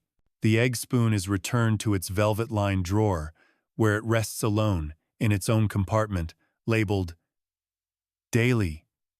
Use. Only. You step back as the emperor walks toward the far door knot, the same one he entered through. This one leads to the outer dressing vestibule. Because before his first official meeting, before he greets even a single archduke or signs a single document, he must enter the world fully clothed, fully composed, and yes, still wondering if he's truly clean. Because no matter how precise the bath, Franz Joseph always felt there was something unfinished. The door to the breakfast chamber closes behind him with a slow, deliberate thunka sound you've now learned to recognize as uniquely imperial. You'd think that, at last, the day had begun in full. The egg is eaten, the floorboards groaned appropriately, the mustache holds its composure like a trained military unit. And yet, Franz Joseph's stride slows slightly as he enters the outer dressing vestibuleth final chamber before his true appearance before the court, the ministers, the generals, the requests, the schedules, and the empire that waits beyond these velvet-lined walls. The light here is different, filtered, diffused by frosted panes that glow softly with the pale gold of morning. You hear the ticking of a long case clock. The room smells faintly of starch, brass polish, and something older linen steeped in routine. And it's here, in this quiet final checkpoint, that something shifts. Not in the room, in him. Franz Joseph removes his robe. His valets await him, 3 of them, each assigned to a specific garment. One for the underlayer, linen shirt and wool undersocks. One for the uniform itself. Today it's the light blue tunic with brass buttons and crimson piping. And one for accessories, sash, cuffs, collar pin, ceremonial keys. And of course, the daily handkerchiefa, starched square, folded into a triangular pouch and placed precisely in the left breast pocket. He does not speak. They do not speak. The clothing goes on in layers. Not rushed, not ceremonial, just deliberate. Like building armor over skin that has already been purified and measured and realigned. But here's the strange part. As they dress him, you see it in his eyes. That flicker, that hesitation, the tiniest glint of unfinished business, of something left behind in the steam, or the soap, or the tile grout beneath the tub that wasn't quite as pristine as he remembered it from 1864. This is the moment the valets have learned to navigate carefully, because while Franz Joseph never breaks from routine, he sometimes doubts it, and that doubt is always about the same thing: cleanliness. You see, despite the meticulous care, the layers of soap, the calibrated temperatures, the ritualistic towel flicks and wax alignments, the emperor often carries with him the subtle, gnawing belief that he is not, in fact, fully clean. Historians still argue whether this was early evidence of obsessive-compulsive behavior, a physical manifestation of political guilt, or simply the mindset of a man raised to equate purity with control. Whatever it is, it shows. You see it as he brushes an invisible speck from the edge of his sleeve. As he reaches briefly, absent-mindedly, to adjust his collar for the fourth time in 6 seconds. As he flicks his fingers subtly, as if trying to shake off something tactile and ghostly that isn't there. The third valet notices too. He leans in slightly, producing a fresh linen glove from his pocket, and runs it along the emperor's left lapel. Nothing is on it. But Franz Joseph exhales with something that might, under extremely liberal interpretation, be called relief. Then he turns to the full-length mirror. This isn't the triple mirror from earlier. This is a single pane of clarity, not for posture, not for uniform fit, but for final presence. He stares, not long, but long enough to assess the edges of himself. And finally, he blinks. This is the last act. He steps forward. The door is opened. Outside, the court is stirring. Papers are being placed on desks. A general coughs discreetly. Somewhere, an aide adjusts a map that hasn't changed in 20 years. The emperor steps out, but before the door shuts behind him, you hear it. A murmur, not a command, just a phrase, spoken in a breath no louder than falling ash. Perhaps tomorrow. A different soap. And then he's gone. Because even after 40 years of perfection, of waxed mustaches and weight-measured bars, of growls and slippers and curtain calibrations, Franz Joseph still believes something might not be quite right. That there might be just maybe a speck, a trace, a remainder, and that, somehow, the ritual must continue. Because it's not about being clean. It's about trying to be. Always. And now that our journey has ended, you're still there, aren't you? Tucked into the quiet, wrapped in the warmth of knowing that someone, somewhere, once choreographed an entire empire's morning around the precise temperature of bath water and the creak of a hallway floor. Let your breathing slow with the memory of brushed mustaches and softly groaning wood. Picture that half-lit chamber with the signet ring catching a sliver of dawn. How he stood still, utterly silent, just watching the reflection flicker on the ceiling like it might spell out the shape of his day. The slippers are folded back into their cubbies. The towels are drying, one by one.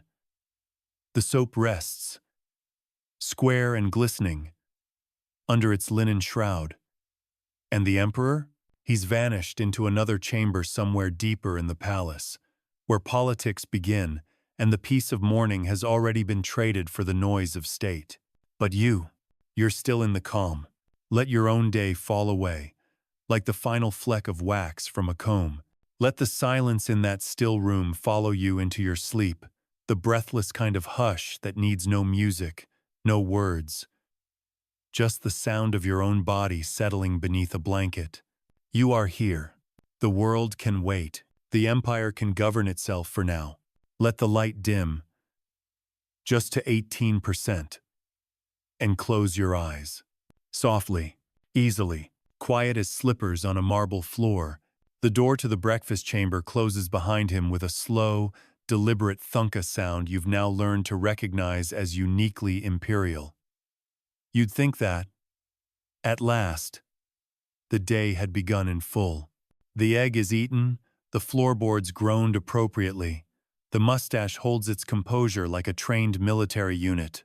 And yet, Franz Joseph's stride slows slightly as he enters the outer dressing vestibulete final chamber before his true appearance before the court, the ministers, the generals, the requests, the schedules, and the empire that waits beyond these velvet-lined walls. The light here is different, filtered, diffused by frosted panes that glow softly with the pale gold of morning. You hear the ticking of a long case clock. The room smells faintly of starch, brass polish, and something older linen steeped in routine. And it's here, in this quiet final checkpoint, that something shifts. Not in the room, in him. Franz Joseph removes his robe. His valets await him, 3 of them, each assigned to a specific garment. One for the underlayer, linen shirt and wool undersocks. One for the uniform itself. Today it's the light blue tunic with brass buttons and crimson piping. And one for accessories, sash, cuffs, collar pin, ceremonial keys. And of course, the daily handkerchiefa, starched square, folded into a triangular pouch and placed precisely in the left breast pocket. He does not speak. They do not speak. The clothing goes on in layers. Not rushed, not ceremonial, just deliberate. Like building armor over skin that has already been purified and measured and realigned. But here's the strange part. As they dress him, you see it in his eyes. That flicker, that hesitation, the tiniest glint of unfinished business, of something left behind in the steam, or the soap, or the tile grout beneath the tub that wasn't quite as pristine as he remembered it from 1864. This is the moment the valets have learned to navigate carefully, because while Franz Joseph never breaks from routine, he sometimes doubts it, and that doubt is always about the same thing: cleanliness. You see, despite the meticulous care, the layers of soap, the calibrated temperatures, the ritualistic towel flicks and wax alignments, the emperor often carries with him the subtle, gnawing belief that he is not, in fact, fully clean. Historians still argue whether this was early evidence of obsessive-compulsive behavior, a physical manifestation of political guilt, or simply the mindset of a man raised to equate purity with control. Whatever it is, it shows. You see it as he brushes an invisible speck from the edge of his sleeve. As he reaches briefly, absent-mindedly, to adjust his collar for the 4th time in 6 seconds. As he flicks his fingers subtly, as if trying to shake off something tactile and ghostly that isn't there. The 3rd valet notices too. He leans in slightly, producing a fresh linen glove from his pocket, and runs it along the emperor's left lapel. Nothing is on it. But Franz Joseph exhales with something that might, under extremely liberal interpretation, be called relief. Then he turns to the full-length mirror. This isn't the triple mirror from earlier. This is a single pane of clarity, not for posture, not for uniform fit, but for final presence. He stares, not long, but long enough to assess the edges of himself. And finally, he blinks. This is the last act. He steps forward. The door is opened. Outside, the court is stirring. Papers are being placed on desks. A general coughs discreetly. Somewhere, an aide adjusts a map that hasn't changed in 20 years. The emperor steps out, but before the door shuts behind him, you hear it. A murmur, not a command, just a phrase, spoken in a breath no louder than falling ash. Perhaps tomorrow. A different soap. And then he's gone. Because even after 40 years of perfection, of waxed mustaches and weight-measured bars, of growls and slippers and curtain calibrations, Franz Joseph still believes something might not be quite right. That there might be just maybe a speck, a trace, a remainder, and that, somehow, the ritual must continue. Because it's not about being clean. It's about trying to be. Always. And now that our journey has ended, you're still there, aren't you? Tucked into the quiet, wrapped in the warmth of knowing that someone, somewhere, once choreographed an entire empire's morning around the precise temperature of bath water and the creak of a hallway floor. Let your breathing slow with the memory of brushed mustaches and softly groaning wood. Picture that half-lit chamber with the signet ring catching a sliver of dawn. How he stood still, utterly silent, just watching the reflection flicker on the ceiling like it might spell out the shape of his day. The slippers are folded back into their cubbies. The towels are drying, one by one. The soap rests, square and glistening, under its linen shroud. And the emperor?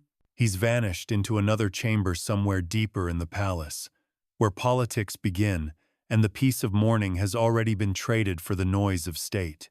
But you're still in the calm. Let your own day fall away, like the final fleck of wax from a comb. Let the silence in that still room follow you into your sleep, the breathless kind of hush that needs no music, no words, just the sound of your own body settling beneath a blanket. You are here. The world can wait. The empire can govern itself for now. Let the light dim, just to 18%, and close your eyes. Softly, easily, quiet as slippers on a marble floor,